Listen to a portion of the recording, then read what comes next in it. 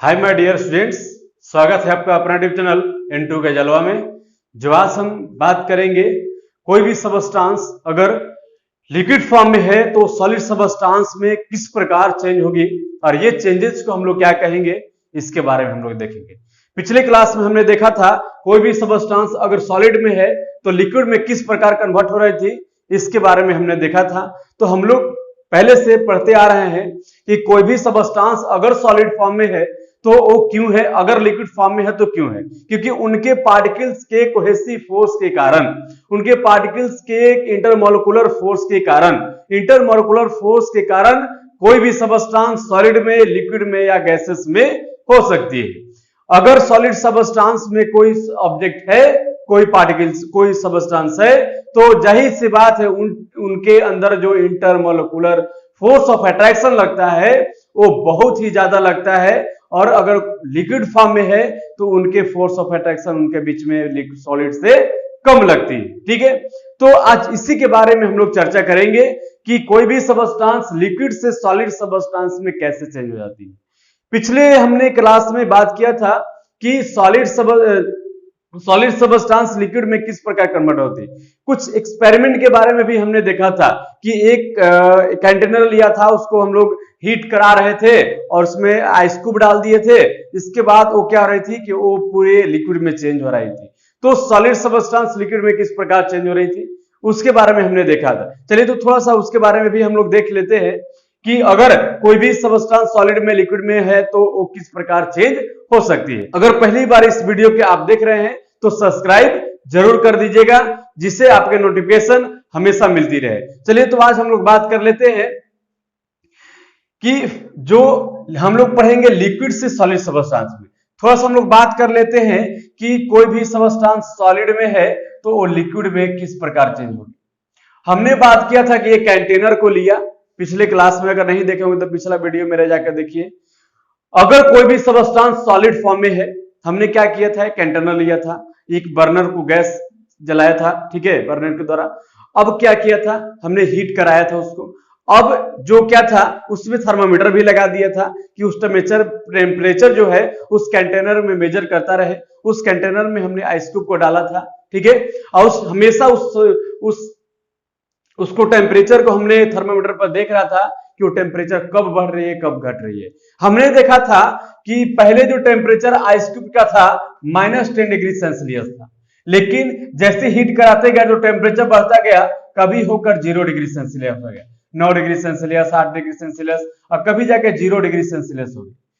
Thermometer में हमने देखा सबस्टांस 0 डिग्री टेम्परेचर पे वो कुछ देर तक बना रहा उसका, जब तक आइस क्यूब में टेम्परेचर जैसे हम मेजर कर रहे थे, हीट करा रहे थे तो टेम्परेचर बढ़ रहा था।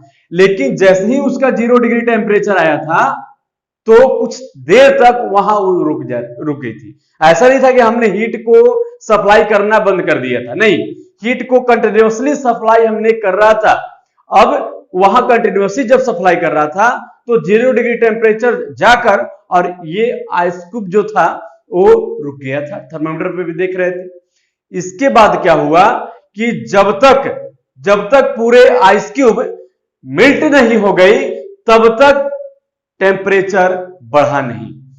जब तक, अब यहां आइस क्यूब -10 डिग्री सेल्सियस पे लिए थे, अब 0 डिग्री टेम्परेचर जैसे ही आया तो आइस क्यूब का पिघलाना स्टार्ट किया, आइस क्यूब पिघलना स्टार्ट किया। और जब वो पूरी तरह से लिक्विड में नहीं कन्वर्ट हो गई तब तक वो अपना लिक्विड टेम्परेचर को नहीं बढ़ाया। अब जब तक वो उस देर तक, जब 1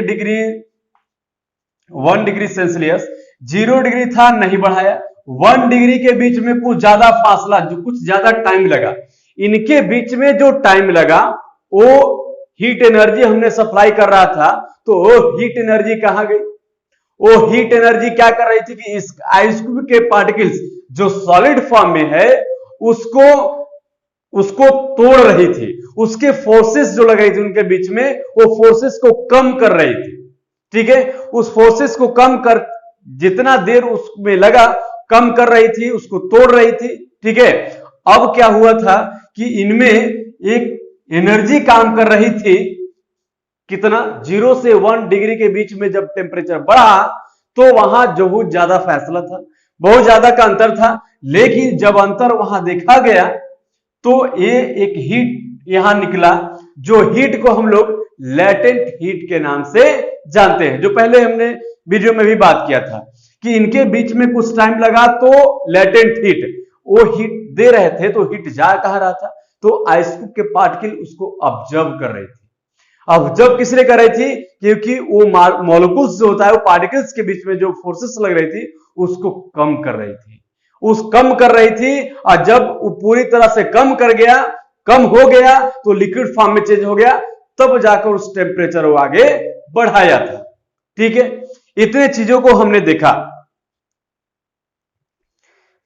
इसके बाद क्या किया कि जैसे ही आगे बढ़ाया तो 1 डिग्री, 2 डिग्री, 3 डिग्री पहुंचने लगा। अब वो क्या कर रही थी? वो लैटेंट हीट वो क्या कर रही थी? बर्फ को फ्रीज कर रही थी, मिल्ट कर रही थी। ठीक है, मतलब वहां मिल्टिंग का प्रोसेस हो रहा था। तो मिल्टिंग क्या होता था कि जब सॉलिड लिक्विड में कन्वर्ट हो रही थी तो हम लोग क्या कर रहे थे कि लिक्विड उसको हम लोग मिल्टिंग प्रोसेस कर रहे थे। ठीक है, और वो जब 0 डिग्री से जब कुछ टाइम लगा 1 डिग्री होने में, तो वो लैटेंट हीट ऑफ फ्यूजन जो उस बर्फ के पार्टिकल्स को फ्यूज कर रही थी, इसीलिए उसको लैटेंट हीट ऑफ फ्यूजन कहते हैं। और लैटेंट हीट ऑफ फ्यूजन वो कितना, जैसे वो एनर्जी जो लैटेंट हीट ऑफ फ्यूजन जो है वो कितना ले रही थी? वो एनर्जी, ठीक है, वो जो एनर्जी जो हीट एनर्जी ले रही थी, ठीक है, वो कितना ले रही थी? 3.347 इंटू 10 के पावर 5 जूल पर केजी। इतना ये लैटेंट हीट ऑफ फ्यूजन होता है, इतना ध्यान में रखिएगा। ये क्या कर रही थी? इतना एनर्जी वो आइस क्यूब के पार्टिकल्स उसको ऑब्जर्व कर रही थी। जब इतना एनर्जी उसने ऑब्जर्व कर लिया तब मिल्ट होना, उस आइस क्यूब जो था वो मिल्ट होना स्टार्ट हुआ। तब इसीलिए इसको लैटेंट हीट ऑफ फ्यूजन के नाम से जानते हैं। अगर कहेगा कि latent heat of fusion, ice का लैटेंट हीट ऑफ फ्यूजन कितना होगा, तो 3.347 इंटू 10 के पावर 5 जूल पर केजी होगा। ठीक है, ये होता है। अब क्या हुआ था, यहां हमने इस चीज को देखा। अब कोई भी सबस्टांस सॉलिड फॉर्म में है, लिक्विड फॉर्म में है, तो अगर एक दूसरे से हमने इंटर कन्वर्जन भी देखा कि कोई भी पार्टिकल सॉलिड से लिक्विड में हो जा रही थी, लिक्विड से सॉलिड में, गैसेस में, सॉलिड से गैसेस में, लिक्विड से भी गैसेस में, गैसेस से लिक्विड में भी, गैसेस से सॉलिड में भी चेंज हो जा रही थी। वहां हमने देखा था कि कन्वर्टेड के लिए 2 ही चीज ज्यादा रिस्पॉन्सिबल है, एक टेम्परेचर और एक प्रेशर। यहां भी जब हम देखे कि कोई पार्टिकल्स लिक्विड में है, सॉलिड में कन्वर्ट हो रही थी, कोई भी सबस्टांस अगर सॉलिड में लिक्विड में कन्वर्ट हो रही थी, क्या कर रहे थे हम लोग? हीट करा रहे थे, मतलब हीट को इंक्रीज करा रहे थे, हीट को बढ़ाते गए तब जाकर वो लिक्विड फॉर्म में चेंज हुआ। लेकिन यहां हमें क्या पढ़नी है? फ्रीजिंग, जस्ट अपोजिट, कि कोई अगर मैटर लिक्विड में है तो वो सॉलिड में किस प्रकार कन्वर्ट होगी, और ये कन्वर्सेशन को क्या कहते हैं। चलिए, तो आज हम इसके बारे में देखेंगे। अब यहां हम लोग एक चीज को ध्यान देंगे कि अगर कोई भी सबस्टांस लिक्विड फॉर्म में है तो जाहिर सी बात है इनके जो फोर्सेस लग रही थी इनके बीच में, वो सॉलिड से कम लग रही थी। अब हमको सॉलिड में लाना है तो इनसे ज्यादा, इनमें फोर्सेस ऑफ अट्रैक्शन ज्यादा होगा, तब तो ये सॉलिड फॉर्म में चेंज होगा ना। सॉलिड फॉर्म में कब चेंज होगा? जब इनके इंटरमोलिकुलर फोर्स ऑफ अट्रैक्शन इनसे जब ज्यादा लगेगा तब तो सॉलिड फॉर्म में चेंज होगा। जैसे हमने 1 गिलास पानी को फ्रीजर में रख दिया, बर्फ जमाना है उसको, फ्रीजर में हमने उसको डाल दिया। जैसे ही हमने फ्रीजर में उसको डाला तो वहां टेम्परेचर क्या हो रही थी? टेम्परेचर कम मिल रही थी। टेम्परेचर कम होने के कारण क्या कर रही थी? उसके पार्टिकल्स जो था वो मूव कर रही थी। लिक्विड के पार्टिकल्स हमेशा इधर उधर मूव करते रहता है, लेकिन जैसे ही वो लो टेम्परेचर गया, वो क्या किया? उस पार्टिकल्स को क्या किया कि जो लिक्विड का जो पार्टिकल्स है उसको, वाइब्रेटिंग के पार्टिकल्स को कम करना स्टार्ट किया। कम करते करते कभी ऐसा हुआ कि वो एक दूसरे से कोहेसिव फोर्स के कारण पकड़ लिया, अब पकड़ने के कारण वो किस में चेंज हो गया, सॉलिड फॉर्म में चेंज हो गया। लिक्विड को हमने फ्रीजर में डाला, पानी को डाला, बर्फ बन के आया वहां से, तो क्या हुआ, उनके बीच में फोर्सेस ऑफ अट्रैक्शन को हमने क्या किया कि लो टेम्परेचर दो कि उसके फोर्सेस ऑफ अट्रैक्शन को बढ़ाया। अब बढ़ाने के क्रम में वो सॉलिड फॉर्म में चेंज हो गया, लिक्विड सब्सटेंस। क्लियर? चलिए, तो ये चीज हमने यहां देखा। इसके बाद हमने कुछ फ्रीजिंग क्या है देख लेते हैं। The process of changing liquid into solid, वैसा प्रोसेस जो कोई भी लिक्विड सॉलिड फॉर्म में चेंज होगा बाय कूलिंग, ठंडा करने के दौरान कोई भी लिक्विड अगर सॉलिड सब्सटेंस में चेंज हो गया कूल करने के बाद, कम टेम्परेचर देने के बाद, तो वैसे प्रोसेस को हम लोग फ्रीजिंग कहते हैं। और इसको सॉलिडिफिकेशन के नाम से भी हम लोग जानते हैं, क्योंकि सॉलिड फॉर्म में चेंज हो रहा है तो सॉलिडिफिकेशन भी बोलते हैं। ठीक है। When liquid is cooled, then particles loses kinetic energy due to which they move slowly. देखिए, अभी हमने बताया कि जब लिक्विड को ठंडा करेंगे तो इसके पार्टिकल्स क्या होगा, काइनेटिक एनर्जी को लॉस करेगा।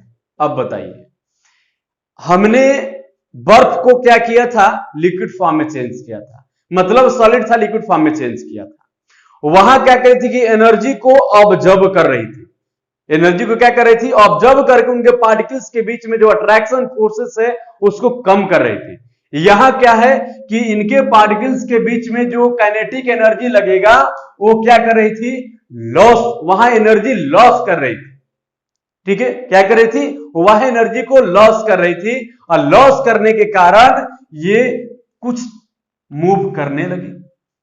तो ये चीज होता है कि व्हेन लिक्विड इज कूल्ड, जब कोई लिक्विड को ठंडा करेंगे तो इसके पार्टिकल्स काइनेटिक एनर्जी लॉस करेगी, और लॉस करने के कारण ड्यू टू विच वे कैन मूव स्लोली, और ये थोड़ा स्लोली मूव करने लगेगा।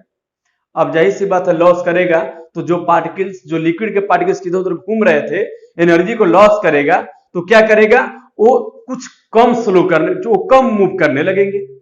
ठीक है। अब बताइए, जैसे मान लीजिए एक गिलास पानी है, ठीक है, अब इनके पार्टिकल्स जो पानी है वो इधर उधर मूव कर रही थी, जैसे एनर्जी को लॉस करना इसने स्टार्ट किया, जैसे कूल कराने लगे तो एनर्जी को लॉस करना स्टार्ट किया।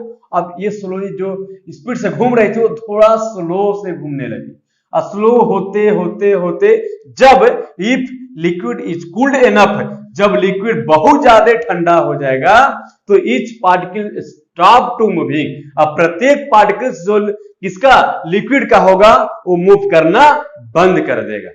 अब मूव करना जैसे ही बंद करेगा तो उनके पार्टिकल्स अपने फिक्स पोजीशन पे वाइब्रेट करने लगेंगे, क्योंकि हम जानते हैं कि सॉलिड हो, लिक्विड हो, गैसेस हो, सबका पार्टिकल्स वाइब्रेट करता है, मूव करता है, लेकिन सॉलिड का पार्टिकल्स एक जगह पर ही वाइब्रेट करेगा।